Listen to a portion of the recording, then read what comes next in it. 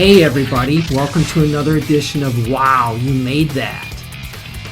This episode I'm going to be talking to a colleague and friend I've known in the Portland region for about, I'd say about 12, 13 years now. Her name is Elecia Beebe, and she's all around creative. She's done a lot of things. She's done murals locally. She's a miniatures builder. She's works on parade floats for the Rose City here in Portland, and she's like a lot of us in the industry, a jack of all trades, and she's had a storied life. Let's jump into it now with Elecia.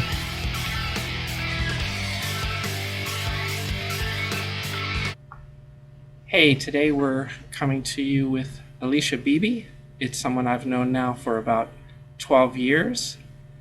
And how are you? Oh, fine, thanks. Alicia's done this for a long time in the biz and out of the biz. And just give me a little bit of your background of what it is you do and how you got into being a creative. Ooh, what I do is anything somebody will pay me to do art-wise. What are some of the things you've done? I know you've done some pretty large murals around the region. Yeah, I've got some stuff up at the zoo, and lots of stuff that wound up in dumpsters that were for theaters. A couple of ballet and opera sets that are still out there touring. So there's a lot of big art, and then working with Will Vinton Studios to start with years ago, or probably mid-90s on, and getting into stop-motion animation there, mostly building models and painting them. Now, the ballet stuff and the touring stuff, was that through Michael Curry? Curry's stuff is part of it, but the other part is there was a place called R.A. Reed that did the great big Houston, L.A., New York sets. And you've also done stints at like all the local stop-mo places like Leica and House. And Right. Yeah. All right, so you're quite established in this region. That's awesome. So, without going into age and all that, but how many years have you done this sort of stuff? It's been, if you go back to Will Vinton, that's a little bit of time. Before that, I think I transitioned out of the other peculiar things I was doing, and after I had a kid, and she was about 4 years old, and I could get out of the house part-time, and found out that ViewMaster was in town. So I started out doing key lines with ViewMaster and some of the little tabletop models with them. Oh, wow. That's great. So that would have been very early 90s, perhaps. Right. And do you have a degree in art, or are you more self-trained like a lot of us? Or? Yeah, self-trained. Yeah. I think if I'd had a degree, it was the era where they were making plaster arms coming out of the lawn. I don't know if I would have learned anything. But I had a mother and father that were very highly trained, and so I got my training, sitting out in fields at the age of 4, drawing barns and stuff. So it was always around when you were growing up then, so it was just part of what you breathed. It was always around, but I had no clue that you could actually make a living and be happy at it. Right. So I avoided it for a while. Yeah, I did early on too. Mm. So then you found out that you could make some money doing stop-mo. Stop-mo is addictive. It's really hard to do other stuff after it, and you just yearn to get back into it, but it has not been the friendliest world. The most friendly world has been the theater. Yeah. And all that, yeah. I know the town respects and loves me there. Right. Stop-mo, maybe they're still figuring it all out for us. Stop-mo, maybe it's just a bit, highly competitive persons wind up in it, so it can get a little less friendly. Although on this particular show, I most of the time felt like I had an awful lot of people that had my back and I had theirs, and it flowed so beautifully as a result. Yeah, I gotta say, I've had similar feelings over the years about the industry. And this particular show, it's I'm going to say it again, it's Wendell and Wild for Netflix. It's been very supportive here. It's been a shockingly fun crew, and real positive. So also, you say it's competitive. I think it's nature, because there's not a lot of stop-mo being made. Exactly. It was always about to die. And that it's here, and that at my later age, I'm still doing art and still doing stop-mo, I think is a real trip. Yeah, that's great. And it kind of feels, I guess due to Leica sticking it out and making Portland region a critical mass for stop mo, we're kind of a small golden era happening right now. It's very odd. It is but, odd. Yeah. But then it was like it came in, but then it was still, excuse me, Michael, LA people getting the work. That's fair. So it was like. How do you see the creative scene in Portland right now after coming out of the pandemic? It seems like everybody that's rolling off, it seems like there's a lot of work and that there will continue to be a lot of work. So that's pretty exciting. Yeah, I hope so. And beyond stop mo, though, I mean, Portland was always kind of known not just for being weird, as the quote unquote, but also a very creative town. When I first landed here, I was blown away at how much creativity was going on in town. That seems to have been stymied, like a lot of things, by the pandemic. Do you feel that's going to come back over time? Well, I think there's still a lot of makers and a lot of people that value handmade things. So I think that's still going to be a part of it. Yeah. How do you feel about the computers encroaching upon all the creative stuff more and more? Everything from rapid prototype to CNC to just everything. I am suspicious. I've always been suspicious because I would watch stuff come in and we had to clean it, fortify it so it wouldn't break, and by the time you put all that energy into it, I couldn't see that it was cheaper. No. And I agree. and I'm not sure it was holding up as well. And there's a different look and a different feel. There's a life that goes into other things that are handmade, and I'm even seeing it in the computer art that there's so much cut and paste where you go in and you take a pre-existing sky that somebody approved instead of starting with a new one, because it's safer and it's quicker, and so everything's starting to look very similar. And you can come out with a great resume as a 22-year-old because it's all been cut and pasted off of stuff that people figured out for the last 10 years. That's so true. I blame the producers. They think it's going to be quicker and better, and it rarely is. Just push that button and change that color. Exactly. Yeah, exactly. yeah. It's just so many times we see, even going all the way back when I was in visual effects in Los Angeles, is you get a lot of happy accidents when there's something real in front of you. When you start playing with the lighting and the guys with the cameras start setting up lenses and stuff, there's all kinds of things that can happen that I just don't feel you're going to get with CG or very easily. It's certainly not cheaply. So. Right. It's as gorgeous as it can be. Yeah. Yeah. Yeah. I mean, I enjoy computer graphics as much as the next person. There's some really gorgeous and innovative stuff out there, but I don't know about telling a 90-minute movie completely with just that. It's not my speed. No, and what's been wonderful about this show is that we've been working with Henry Selick that pushed it away, and it tried to encroach because people have their own jobs and want to do their own work and are excited about it. But sometimes it's nice to have a movie that isn't that much of a hybrid. Still, because there's a funness and a playfulness to figuring out a lot of this stuff. Absolutely. Henry Selick has been a real treat to work with because he insists on doing as much practical in camera as you can get away with, and he's really fought against throwing things to the VFX crowd in post, and I really admire him for that. One of our best skies turned out to be some mistakes, some peculiar shadows on a piece of gray paper that was up and back, and it was just perfect, moody, beautiful. Yeah, that's what I'm talking about, is those happy mistakes you're not going to get very often in the computer. Yeah. So you really have a fascination with stop mo. What was one of your first projects, and why has it bitten you so hard? One of the first projects was making some little strange 60s furniture for a commercial for Paul Herod, actually. Oh, okay. Yeah. He was a production designer on Wendell and Wild for a while. Mm-hmm.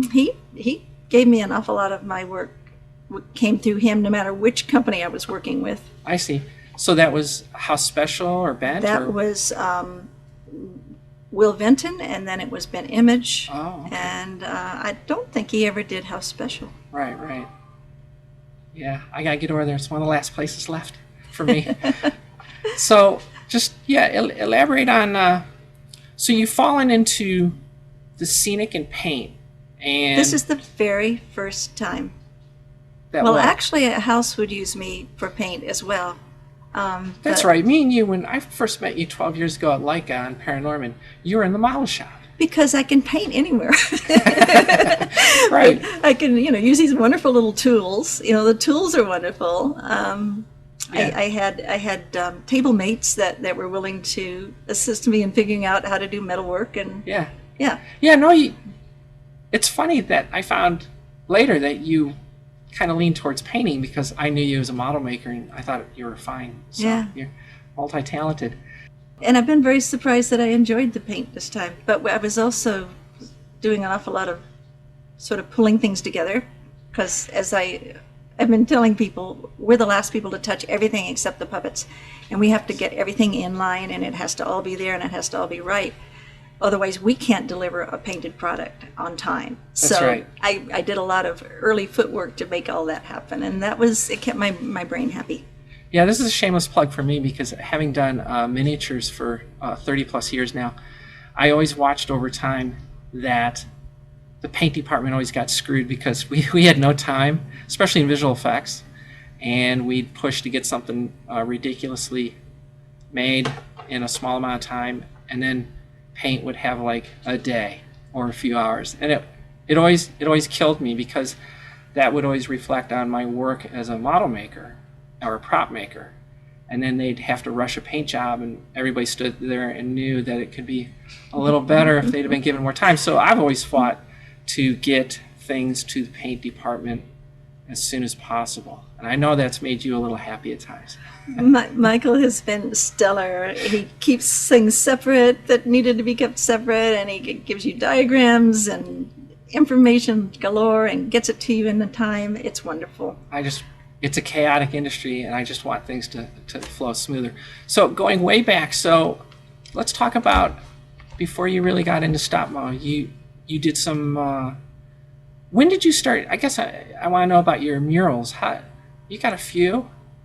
Couple? I started doing them for the theaters, okay. musical theater companies, Portland Center Stage. So you'd be on canvas and stretched, and then taken Yeah, down. big stretched canvases and stuff for other opera, working with somebody else, that's and fun. realized I could do it, and I'm still surprised, but yeah, That's awesome. it's great fun. You have to use a scale ruler. Yeah, but the theater world is different, but similar, but different. It's yeah. Yeah, the reason I throw that out is I Yeah. did a fair amount of it in college, and just it's a different culture. Not bad. I'm just saying it's No, it's well, unusual. except that you had a lot of theater people in the shop here. Yes, I'm aware of that. So it transitions Yeah. over pretty good. Yeah. Not totally good, but It's actually preferable because, to me, in my mind, is getting theater people in because they know how to build things for the camera, which would be the audience. and we know how to get it on stage on time because Right. there is no There's no delaying second yeah. opening day. Right, Or exactly. giving an actor something wet with Right. paint to work with. And you know that, like, if the back's never going to be seen, don't finish it. Just say cut corners when you can. Or you know to paint it black because the light's going to Yeah, bounce. that's fair, that's 'cause- fair. So you learn a lot of things that Yeah. transition over. See, actually, I prefer people who come to visual effects and stop mo from the theater more than the kid from Iowa that's just excited about models or props, because they tend to be fanboys, which is great. I love them, but they want to build everything 360 and finish it and light it. And theater people just are more up to speed as like what's really needed. Let's get it done. Okay. You don't see that? Yeah, I haven't thought about it a bit, but Yeah. yeah, you know that you're creating an environment for a purpose, Right. not a precious. Yeah, not a museum. Although it's precious by the time we've touched it, Yeah. then I've got a lot of ownership on things, I'm afraid. Oh, absolutely. Yeah, I'm terrible yeah. about that. We built a lot of stuff too. We built a lot of trees and rocks and Yeah. flips. Do you like that variety in stop mo where it's I rarely the loved same thing it. twice? I loved the variety. Yeah. It was just so much build, and it was like, God, I didn't realize it was going to be this much. And figuring out what a stylized bush for this area is, and Right. how it shifts into the next area, how the color shifts, how the shapes shift as it goes from far away from town to close to town. Yeah. So they were, and working with the different designers, it was great fun. Yeah. I've learned so much from you guys in stop mo about painting. Tell me how you landed your job on Wendell and Wild. I had worked with Tom Proust, and I worked with him on Coraline, and he knew that I painted as well as doing the models, and he didn't look at my portfolio that I could see. He just told me about the movie, but then he asked, I think he was checking out the several people to bring in, and then it was like, which one of these guys should I put in charge of the others? Right. And Right. I guess I got the small straw. That's one way of looking at it. I also felt like it was time I took an adult job, Sure. because it is nice to sit back and just do the stuff. Yeah. And, Yeah. Have you struggled with the management part of being a head of a department? here, Yeah. I mean, I do whenever I'm thrown into a lead position. It's I hit some real rough spots. Yeah. People are hard. Painting and building is easy.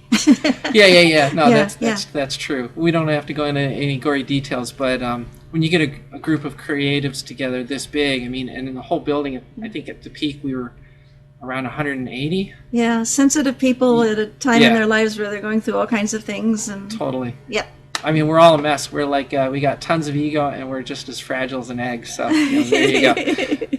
So, what else about this job has been exciting for you? I mean, I came on. I was only promised 9 or 10 months. It's been 27 now because of the pandemic, and Netflix was really great for keeping us through the pandemic. I half expected them to throw us all out, like most of the world, was unemployed, but they were smart enough to see that they needed content at some point, and they kept going. So I had a patchwork career going several things were happening every month for me, and I was like, oh gosh, I'm leaving all these people in a lurch by taking this job. But very quickly, nobody had any more work. Right. So I was astounded to have landed in a place that kept me employed and kept me in art and kept my brain happy. yeah, Yeah, it was a wonderful gift. yeah.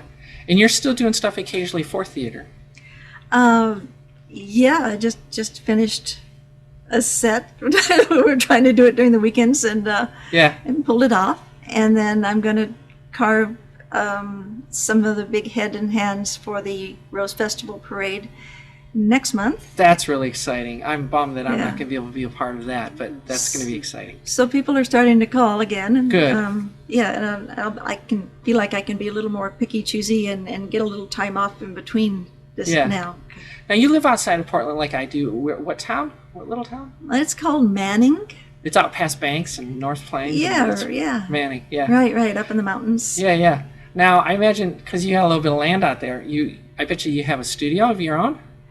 I don't like working at home. No, That's why it was wonderful to have this. I see. Yeah, I need to figure out how to do that. Yeah, But yeah, I've got some places where my stuff is. But the you only don't- time I liked working at home was when somebody gave me a book illustration job this last year, yeah, I remember that. and I could settle in and really enjoy, and that's computer art. So Yeah. go figure. But it's the first program that I had used that was actually friendly. I'm still not really happy when I'm on other programs. Yeah, yeah.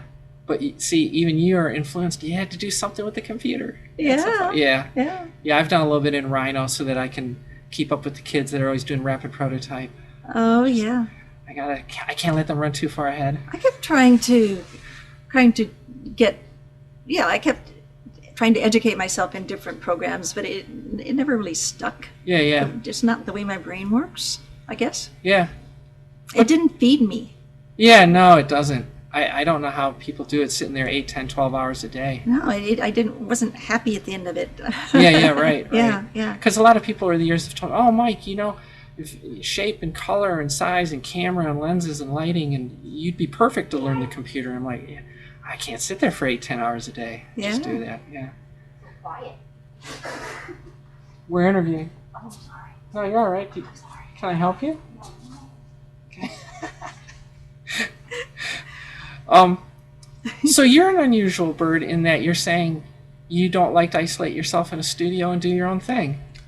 Yeah, I guess so. Wow, that's unusual, I think. But you have a space, but you don't use I've it heard much? all my stories. I don't know. Oh, I'm sure you've got more stories. I think people are too fascinating. Because I think you need to be a little more.